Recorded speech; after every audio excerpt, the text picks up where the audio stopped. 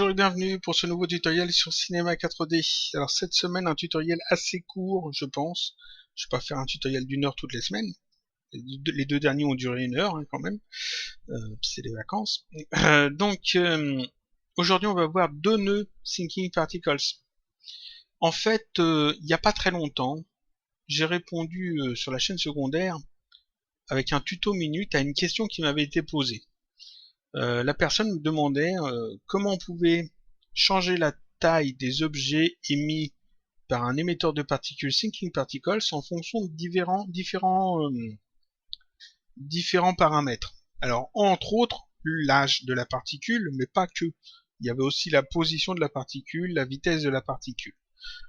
Et donc, j'avais fait un tuto minute sur la chaîne secondaire. Là, la chaîne secondaire, voilà le tuto minute, particules qui changent de taille avec l'âge. Alors ici, j'ai parlé que de l'âge parce que j'ai pas voulu compliquer les choses. C'était un tuto minute, il fallait que je fasse moins de 5 minutes. Et en plus, il n'y a pas de son. Je mets pas de son sur ce tuto-là. Donc, j'ai fait très simple. Mais c'est pas le plus simple en fait. Ça répondait très bien à la question, c'était exactement ce qu'il fallait pour répondre à la question, mais si ce qu'on veut faire, c'est diminuer ou augmenter la taille des particules en fonction de leur âge, il y a beaucoup plus simple. Pour que ce soit clair, je vais montrer d'abord, alors je vais faire comme ça, tac, avec un émetteur de particules simple. C'est-à-dire qu'ici je vais dans simuler, particules, émetteur. C'est l'émetteur de particules basique de Cinema 4D, celui que tout le monde a normalement. Je vais mettre dedans un cube qu'on va faire pas très grand, 50 par 50 par 50. Je le mets dedans. Je le sélectionne, cet émetteur de particules. On va lui demander d'arrêter d'émettre à 750 et les particules ayant une durée de vie de 125. Et je coche ici afficher les objets. Quand je fais lecture, les particules sont émises, donc des cubes sont émis, et ils ont une taille constante jusqu'à 125 et là ils disparaissent.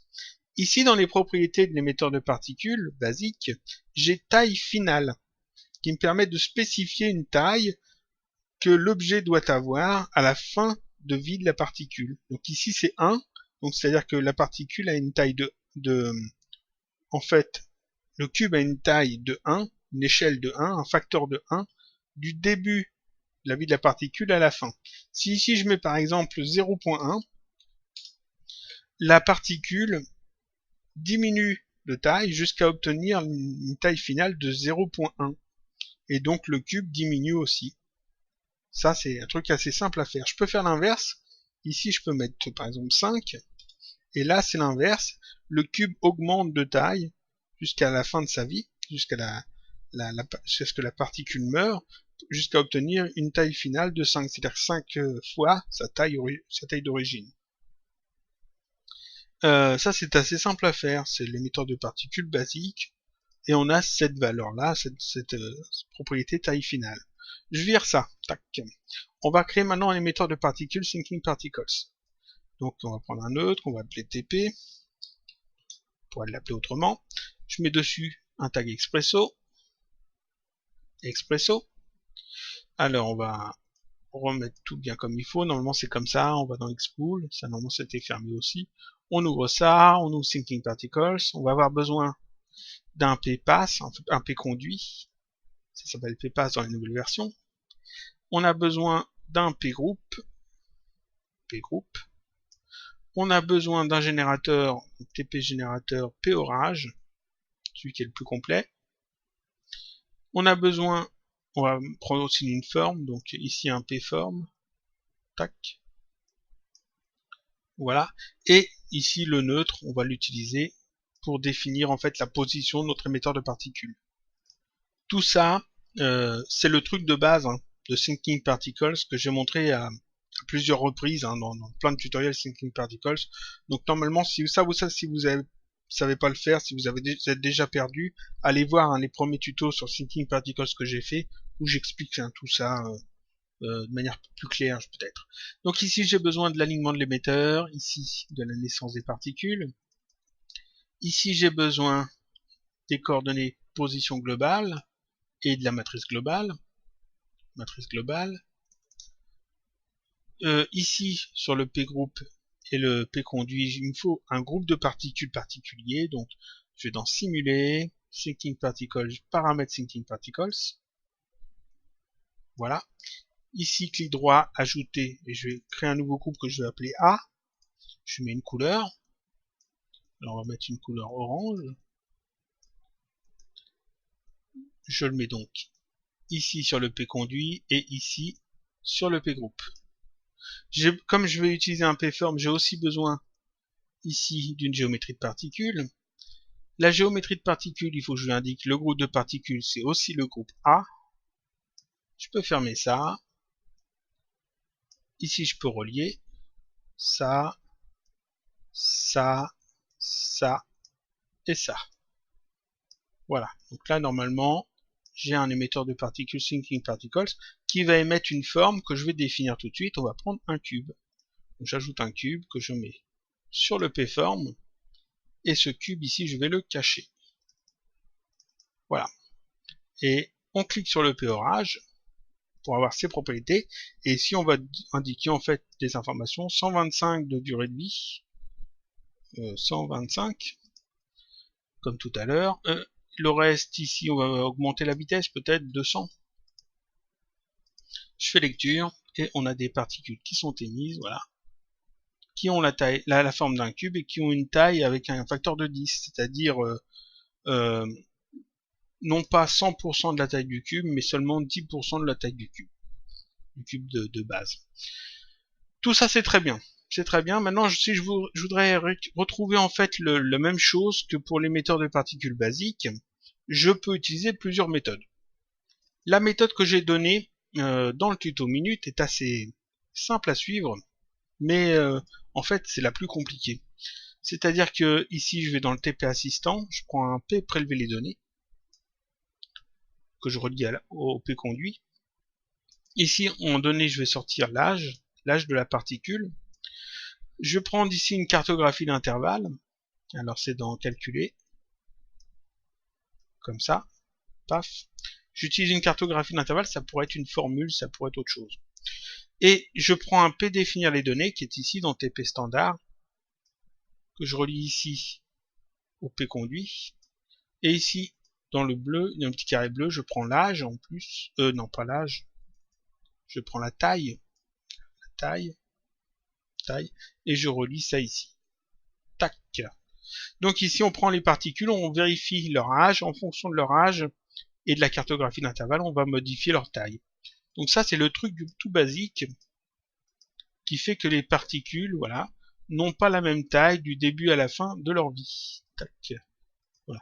Au début de leur vie, elles sont toutes petites et à la fin, elles sont beaucoup plus grosses. Et en fonction ici de la cartographie d'intervalle, je clique ça là-dessus, ici je vais mettre par exemple 5, en fonction des valeurs de la cartographie d'intervalle, on obtient en fait des particules plus ou moins grandes, plus ou moins petites, qui grossissent ou qui au contraire se réduisent en fonction de leur âge. Ça c'est très bien parce que ce petit setup là, ce petit truc là, ici je l'utilise pour l'âge des particules, mais à la place d'utiliser l'âge des particules, ici je pourrais tout à fait utiliser, par exemple, on tire ça, je pourrais utiliser ici par exemple la position des particules, ça me sort un vecteur, donc j'utilise ici un adaptateur vecteur vers réel, comme ça, qui me permet d'obtenir les positions x, y, z des particules, et ces positions-là, je peux après les réutiliser, etc., pour faire d'autres choses. Ici, pour utiliser avec des formules ou la cartographie d'intervalle, pour jouer sur la taille, je peux aussi utiliser ici la vélocité des particules, par exemple. Plus la particule va vite, plus elle est petite, par exemple, ou plus elle est grosse, etc. On pourrait jouer avec ce genre de choses. Donc ça permet quand même de faire pas mal de choses. Dans l'exemple, j'utilisais juste l'âge comme ça, c'était plus simple. Mais ça reste quand même le truc le plus compliqué. C'est le setup qui reste le plus compliqué parce qu'en fait, il y a un truc beaucoup plus simple. Si on veut jouer que sur l'âge des particules pour modifier la taille, dans ce cas, on n'a pas besoin de ça. On garde que le truc de base, et à la place, je ferme tout ça, ici dans TP standard, on a P taille, que j'ajoute. J'ai juste à le relier à mes particules, au P conduit, au P passe. Je clique sur le P taille, et ici, voilà ce que j'ai là. Voilà ce que j'ai comme propriété, comme paramètre du p-taille. J'ai ici la taille des particules, qui est de 10. C'est comme pour dans le p-orage, dans les paramètres du p-orage, c'est 10 par défaut.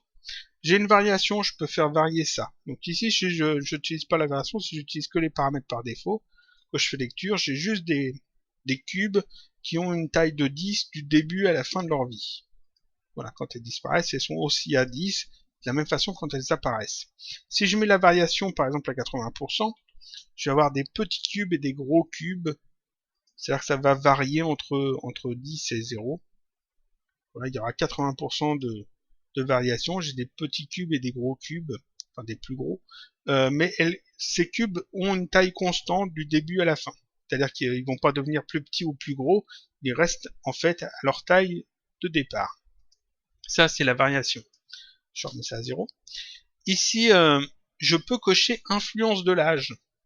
Je coche ça et j'obtiens ici un dégradé. On va simplifier un petit peu. Voilà. Ce dégradé représente la vie de la particule. C'est-à-dire que le début du dégradé, c'est le début de la particule, sa vie, sa naissance. Et la fin du dégradé, c'est au moment où la particule meurt.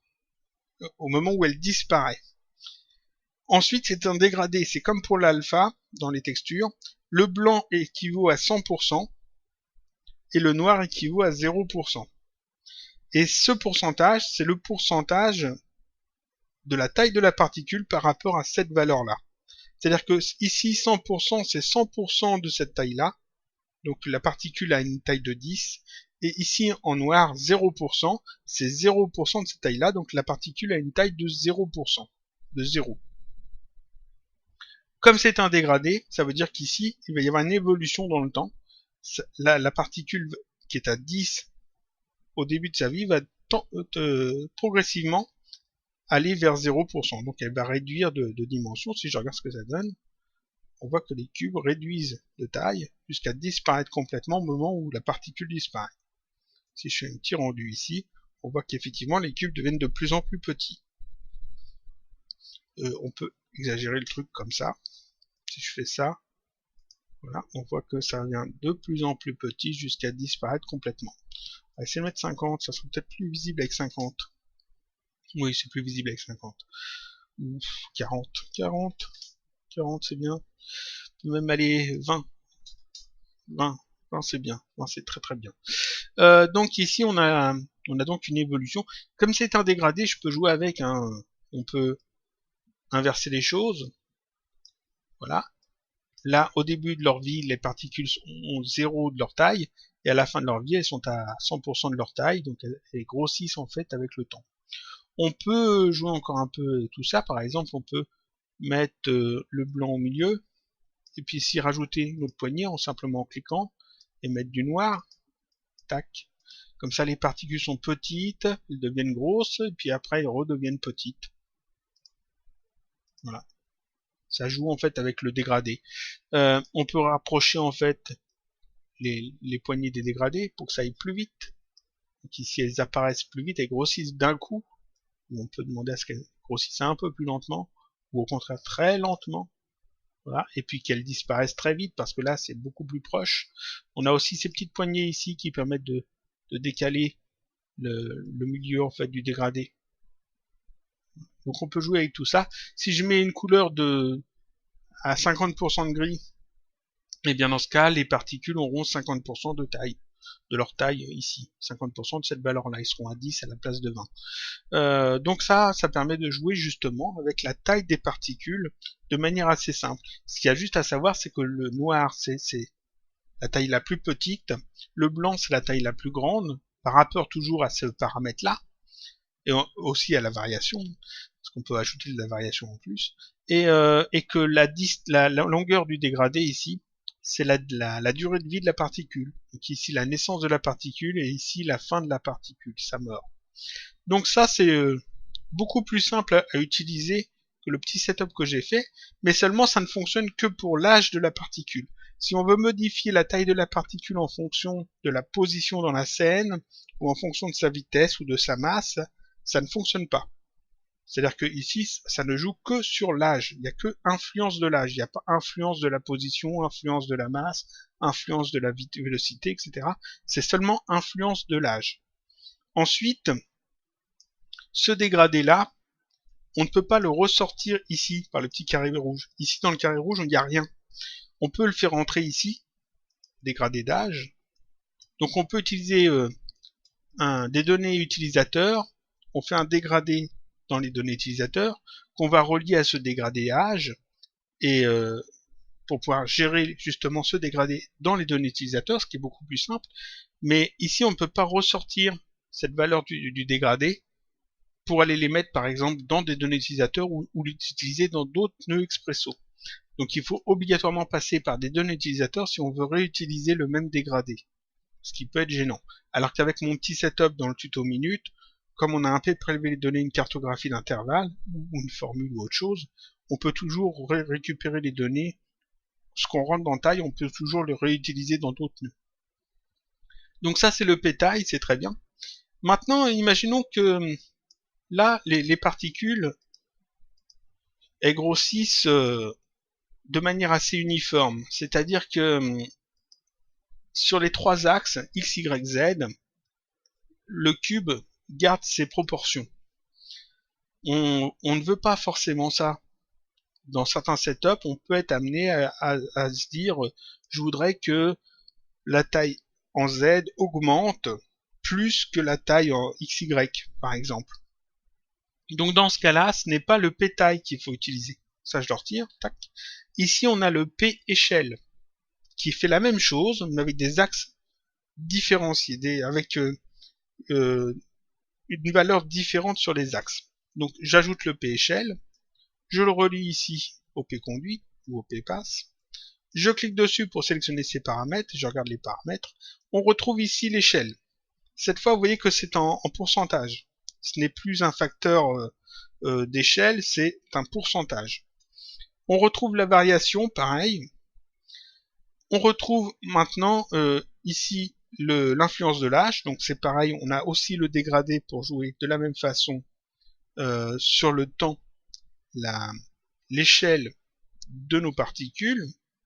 Et en plus, ici, on a x, y et z, échelle x, y, z, qui nous permet de spécifier des échelles différentes sur les trois axes.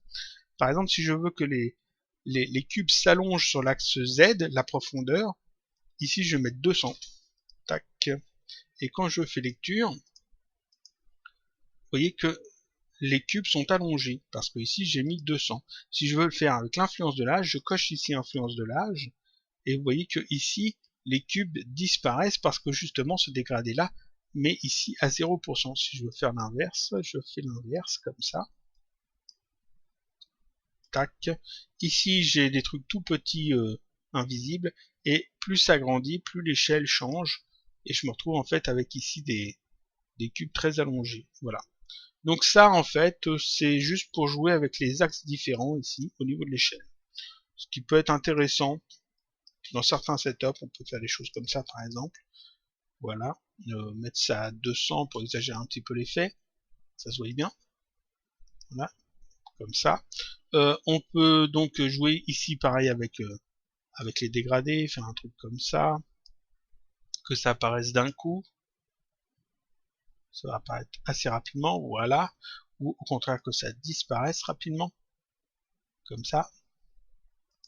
Et que, en fait, ça devient beaucoup plus petit au moment où on arrive à ce niveau-là et que ça disparaît beaucoup plus vite.